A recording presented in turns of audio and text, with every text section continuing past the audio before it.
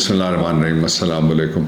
दुनिया भर के महकूम, मज़लूम और बेनवा लोगों को मेरा सलाम। अस्सलाम वालेकुम पाकिस्तान। इमरान खान ने बाजी उलट दी है। डिटेल मैं आपसे शेयर करना चाहता हूँ। This is very important analysis, और इसको देखिए और इसको शेयर भी कीजिए जो पाकिस्तान से दिलचस्पी रखने वाले लोग हैं, उनसे मैं कह रहा हूँ।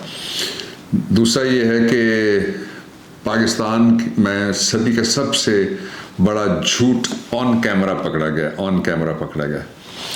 और तीसरा ये कि पूरा जोर लगाया जा रहा है कि किसी तरीके से इमरान खान को डिस्ट्रैक्ट करके कुछ दिन के लिए, कुछ देर के लिए, कुछ वक्त के लिए किस तरह से निकाला जाए ताकि लोग भी थोड़ा सा डिस्ट्रैक्ट हो जाए, उनकी तवज्जो बटे।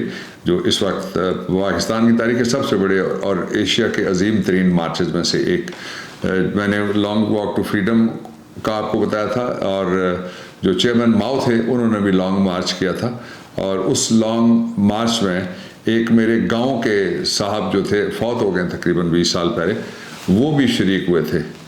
उनका नाम था दादा Amir Haider Khan. He was a communist, और उनके बारे में मैं आपको बताऊं, तहसील काहुटा से उनका ताल्लुक़ था। और मैं उनके गांव में गया, और गांव में उन्होंने जितनी भी उनकी ज़मीन थी वो सारी उन्होंने लड़कियों का स्कूल बनाने के लिए दे दी थी। ये वो आदमी है जिसके मैं आज ट्रिब्यूट पेश करना चाहता हूँ, दादा अमीर हैदर को। उनका जिक्र आया तो सबसे पहले बाजी कैसे उल्टी गई है। आपने उस वज़ीर की गुफ्तगू सुनी जिसने ये कहा कि ये हमारी भी नहीं सुन रहा, ये इस्टेब्लिशमेंट की नहीं सुन रहा, ये फ़लाने की नहीं सुन रहा, फ़लाँ 4-5 नाम लेके हमने इसका तरलब किया, हम करें क्या।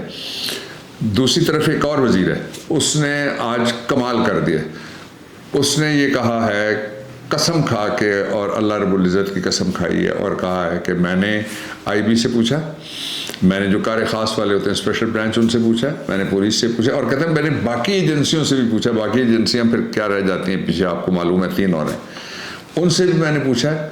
तो मुझे ये पता लगा है कि इमरान खान के साथ 40-50 लोग हर जगह निकल रहे हैं। चलिए जी, 40-50 आपने मान लिया, बहुत शुक्रिया आपका, लेकिन आपको नई ऐनक की ज़रूरत है, और ऐनक वो है जो अंदर से सब्ज़ ना हो।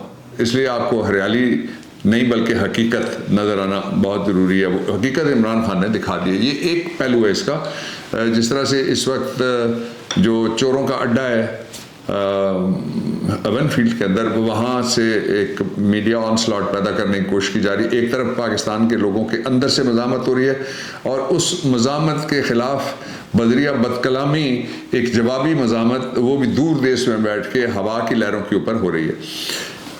3 में बड़ी इंपॉर्टेंट एनालिसिस की चीज़ें जिसमें मेरा इनपुट भी शामिल है, और शायरे इक़्तिदार की जो ख़बर है वो भी शामिल है, वो मैं आपसे शेयर करना चाहता हूँ। सबसे पहले तो ये कि आखिरी तरला भी गुजर गया है, इमरान खान पीछे हटने के लिए तैयार नहीं है।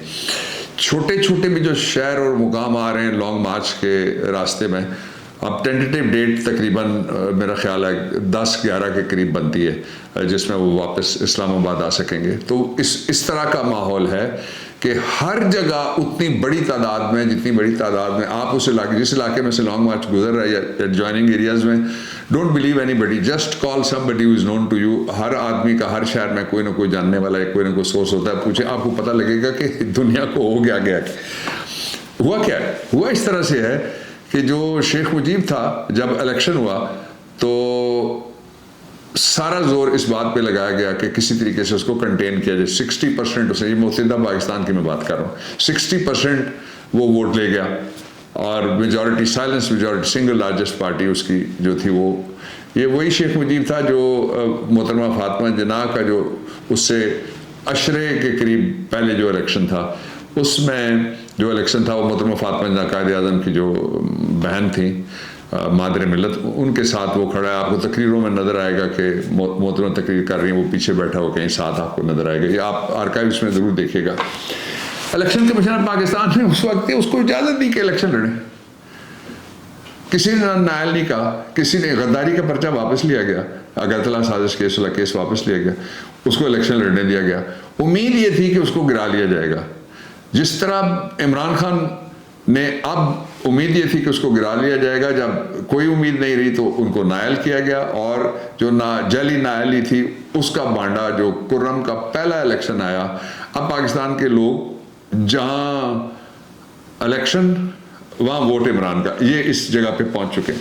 तो पहला ये हो गया कि जितना भी कहा जा रहा था ना कि जी बंद कमरे में ये हो जाएगा, बंद कमरे में, वो बंद कमरे में कुछ नहीं हो रहा, ये मुझे पहले भी पता था और मैं कहना नहीं चाह रहा था, लेकिन इमरान खान ने अब बात की बंद कमरे में कुछ नहीं हो रहा। जो होगा वो अवाम की ख्वाहिशों तमन्नाओं, ये सिर्फ इलेक्शन नहीं है, ये सही मानों में एक ऐसा इनकलाब है जिसके ज़रिए से हम फैसला साजी अवाम को, जिसको लोग कहते हैं ना सिविलियन सुप्रीमेसी, वो छोटा लफ्ज़ है, असल में डिसीजन मेकिंग होती है जिसके अंदर सुप्रीमेसी का कोई दूसरा तरीका नहीं है। डिसीजन मेकिंग के अंदर भी जो शरीक नहीं है, मसलन मैं क्यों लगा रहा, इमरान क्यों लगा रहा, 3.5 साल हमने दिन रात एक करके हमने जो ओवरसीज़ पाकिस्तानीज़ हैं हमारे बहन और भाई, उनको हमने डिसीजन मेकिंग में शरीक करने के लिए बंदोबस्त किया था कि जब EVM आएगी और उनके लिए जो इंटरनेट वोटिंग आएगी और उनके लिए जब असेंबली में आने का उनको मौका मिलेगा, वो इक़्तिदार के ऐवानों में पहुंचेंगे, वो सेनेट में बैठेंगे, प्रोविंशियल असेंबलीज हैं उनमें जाएंगे,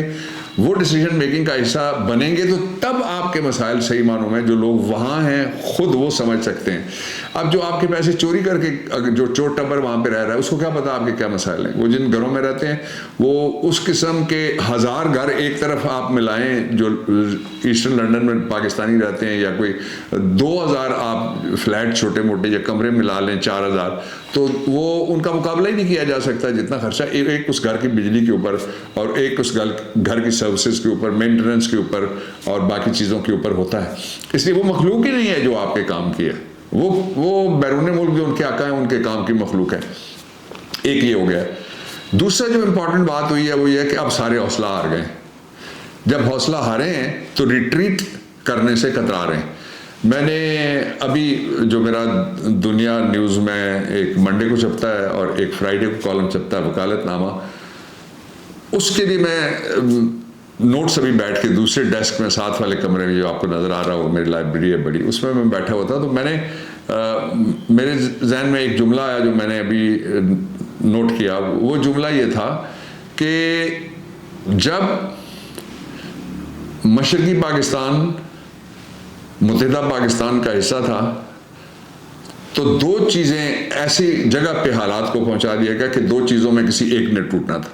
या एलीट माफिया जो पावर ब्रोकर्स का एलीट माफिया था, या उनकी अना ने टूटना था, या मुल्क ने। बदकिस्मती के साथ अना तो बच गई लेकिन मुल्क नहीं बच सका। दूसरा ये हो गया कि अब जो फैसला साजी है वो वहां पहुंच गई है कि जिसमें लोगों को रिट्रीट करना, वापस आना मुश्किल हो गया। ये बड़ा ख़तरनाक होता है किसी भी मुआशरे के लिए कि उसको आप डेड लॉक में और एक बंद गली में ले जाके छोड़ दें। बाजी उलट गई है सारी की सारी वहाँ भी। पहला मैंने बता दिया, दूसरा बता, तीसरी जगह जहाँ बाजी उल्टी है वो ये कि पब्लिक ओपिनियन पूरी दुनिया के अंदर इमरान खान के मार्च के साथ है। पूरा जोर लगा के पूरा ब्लैकआउट किया गया है पाकिस्तान में।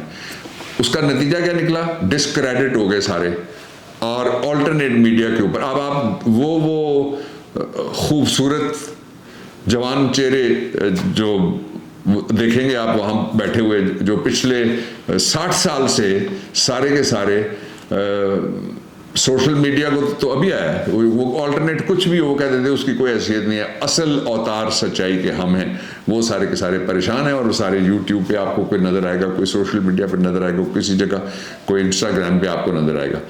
ये क्यों हुआ?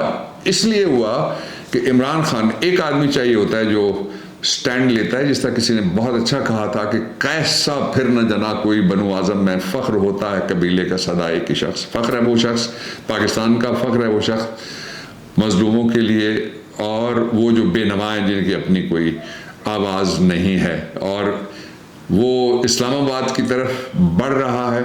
और इस्लामाबाद पहुंचने के ऊपर आपको जब हम जेलम क्रॉस करेंगे तकरीबन और गुजर खान के पास पहुंचेंगे तो हमारा दूसरा मरला जो हमारी प्लानिंग है उसके मुताबिक शुरू होगा। और तीसरा मरला, अब ये जो एहसाब की जंग थी वो भी गवर्नमेंट हार गई है। अब आधे से ज़्यादा इस्लामाबाद इन्होंने रेड जोन कर दिया है।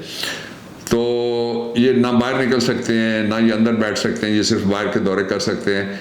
उन दौरों का भी हिसाब देना पड़ेगा, इसलिए कि इन्होंने ऐसा खाता खोला है पाकिस्तान में कि पाकिस्तान लुट रहा है और लूटने वाले इक़्तिदार में है। अल्लाह इस मुल्क की हिफाजत करे, आपको भी खैरियत से रखे। पाकिस्तान पाइंदाबाद।